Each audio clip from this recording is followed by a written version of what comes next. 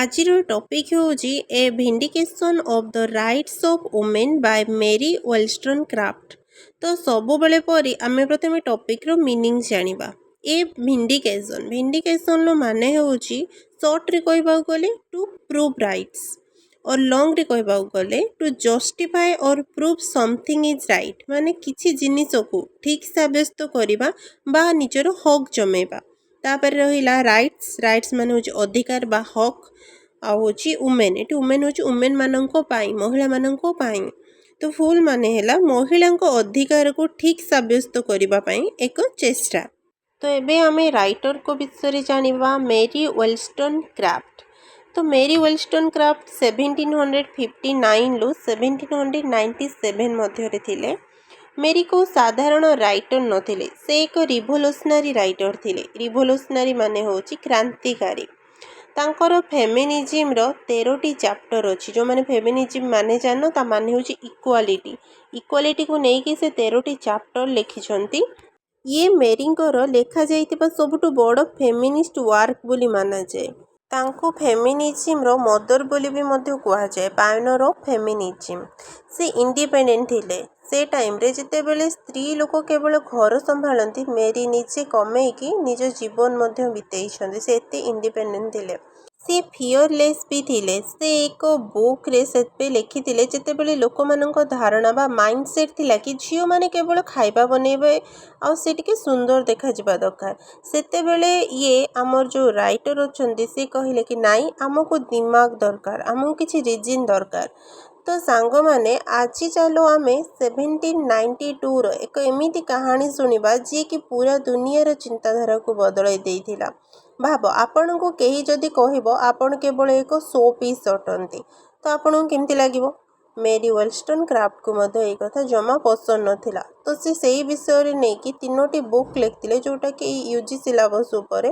ଫେମିନିଜିମ୍ର ଯେଉଁ 13ଟି ଚାପ୍ଟର ଅଛି ମୁଁ କହିଥିଲି ସେ ଲେଖିଥିଲେ, ସେଥିରେ ଯେହେତୁ ଆମ ସିଲାବସ୍ ଉପରେ ଚାପ୍ଟର 1 ଲେଖା ହେଇଛି, ସେଥିରେ ଯେଉଁ 3ଟି ବୁକ୍ ଅଛି ସେ 3ଟି ବିଷୟରେ ମୁଁ ବେସିକ୍ ଜଣେଇ ଦେଉଛି। ଏଥିରେ ବେଶୀ କ୍ଲାରିଟି ସହ ନାହିଁ, ଯେତିକି ଅଛି ମୁଁ ଆରାମସେ ଜଣେଇ ଦେଉଛି, ଆପଣ ଆଶା କରୁଛି ବୁଝିପାରିବେ। 3ଟି ଟପିକ୍ରୁ ଫାଷ୍ଟ ଅଛି ଦ ଡଲ୍ କନସେପ୍ଟ, କଣ୍ଢେଇ ଭଳି ଜୀବନ। ମେରି ଏଥିରେ କୁହନ୍ତି କି ସମାଜର ଯେଉଁ ସ୍ତ୍ରୀ ଲୋକଙ୍କୁ ନା ସେଣ୍ଟିମେଣ୍ଟାଲ ବା ବହୁତ ଇମୋସନାଲ ବନେଇ ଦିଆଯାଇଛି। ସେମାନଙ୍କୁ ଛୋଟବେଳକୁ ଏଇଆ ଶିଖାଯାଏ ଯେ ବାସ୍ ସୁନ୍ଦର ଟିକେ ଦେଖାଯାଅ ଆଉ ଟିକେ ରୋଷେଇବାସ ଶିଖିଯାଅ, ଯାହାଫଳରେ କି ସେମାନଙ୍କର ଟିକେ ବିବାହ ହେଇଯିବ ବା କିଏ ତାଙ୍କୁ ଗୋଟେ ବିବାହ କରିକି ଭଲ ଜାଗା ନେଇଯିବ। ତ ଏଥିରେ ମେରି ଏଥିରେ କ'ଣ ମେସେଜ ଦେଇଛନ୍ତି? ସ୍ତ୍ରୀ ଲୋକମାନେ ନା କେବେ କଣ୍ଢେଇ ନୁହନ୍ତି, ସେମାନଙ୍କୁ ମଣିଷ ବନିବା ଦରକାର।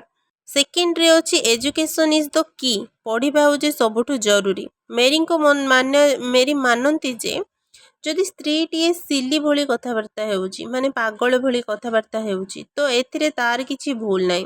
ସେମାନଙ୍କୁ ମୂଳରୁ ହିଁ ଏଜୁକେସନ୍ ବା ଶିକ୍ଷା ଦିଆଯାଇନି।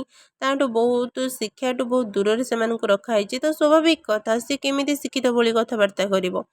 ତ ଏଥିରେ ସେ ମେସେଜ ଦେଇଛନ୍ତି, ପୁରୁଷ ସ୍ତ୍ରୀଙ୍କ ଉପରେ ଏଥିପାଇଁ ହୁକୁମ ଚଲାଉଛି କାରଣ ସ୍ତ୍ରୀଟି ପଢ଼ିବା ଲେଖିବା ଜାଣିନାହିଁ।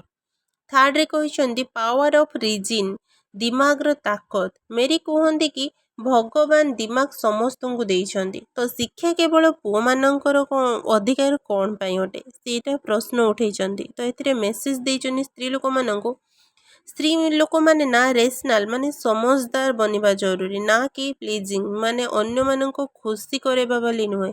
ସବୁବେଳେ ନିଜ ପାଇଁ ଚେଷ୍ଟା କର କି ଦିମାଗ ଖଟେଇକି କେମିତି ନିଜେ ଉପରକୁ ଉଠିପାରିବ, ନା କି ଅନ୍ୟମାନଙ୍କର ସେବାରେ, ଅନ୍ୟମାନଙ୍କ ଖୁସିରେ ନିଜ ଜୀବନକୁ ନଷ୍ଟ କରିଦେବ। ଆଉ ଆପଣମାନେ ପୁରା ଭଲସେ ଜାଣିଥିବେ ଯେ 200 ବର୍ଷ ପୂର୍ବରୁ ଝିଅମାନଙ୍କୁ ସ୍କୁଲ ଯିବା ମନା କରାଯାଇଥିଲା, ଯେମିତି ଗୋଟେ ପକ୍ଷୀର ପର ବାନ୍ଧିଦେଲା ଭଳି। ପକ୍ଷୀଟା ଏଥିରେ ସେ ଦର୍ଶାଇଛନ୍ତି ସ୍ତ୍ରୀ ଲୋକମାନଙ୍କୁ, ଆଉ ତା ପର ଜଣେଇଛନ୍ତି ଏଜୁକେସନକୁ। ଯେମିତି ପକ୍ଷୀର ପର ବାନ୍ଧିଦେଲେ ସେ ଉଡ଼ିପାରେନି, ସେହିପରି ସ୍ତ୍ରୀ ଲୋକଙ୍କୁ ଯଦି ଏଜୁକେସନ ତାଙ୍କ ପାଖରୁ ଛଡ଼େଇ ନେଇଯାଏ, ତାହେଲେ ସେ କେବେ ନିଜ ଘର ବାହାରକୁ ବାହାରି ପାରିବେନି କି ନିଜ ପାଇଁ କିଛି କରିପାରିବେନି। ତ ଆପଣଙ୍କୁ UG ସିଲାବସ୍ ହିସାବରେ ଏଇ 3ଟି ପଏଣ୍ଟ, ଯେଉଁ ପୁରା ଟପିକ୍ଟା ପଢ଼େଇଲି, ମେନ୍ ହେଉଛି ଏଜୁକେସନ୍, ରିଜିନ୍, ଇଣ୍ଡିପେଣ୍ଡେନ୍ସ, ଏଇ ପୁରା ଟପିକ୍ର ସମରି। ଏଇ 3ଟି ବିଷୟରେ ଆପଣ କ୍ଲାରିଟି ହେଇଯାଆନ୍ତୁ, ଏଇ ଟପିକ୍ଟା ଆପଣ ଆରାମସେ ଏକ୍ଜାମରେ ଲେଖିପାରିବେ।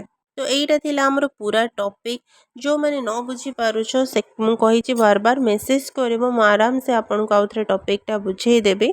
तो एई टॉपिक रो एया सिए कहिबाकू चाहिचंदी गोटे स्त्री उपरे निजर स्वर उत्तोलन करछंती जेते बेले कि समस्ते समाज स्त्री को चापिबाकू चेष्टा करछि केवल जणे जे कि निजर चेष्टारे निज कलम मुनरे चाहिचंती निजर स्वर उत्तोलन करबा पई आ स्त्री लोक माननकू एया सिखेबा पई कि निजे बाहर को बाहर एजुकेशन नियो एंड निजर इंडिपेंडेंट को निजे केमिति बजाय रखिबो से चेष्टा करो। तो एटा थिला हम पूरा टॉपिक। Thank you.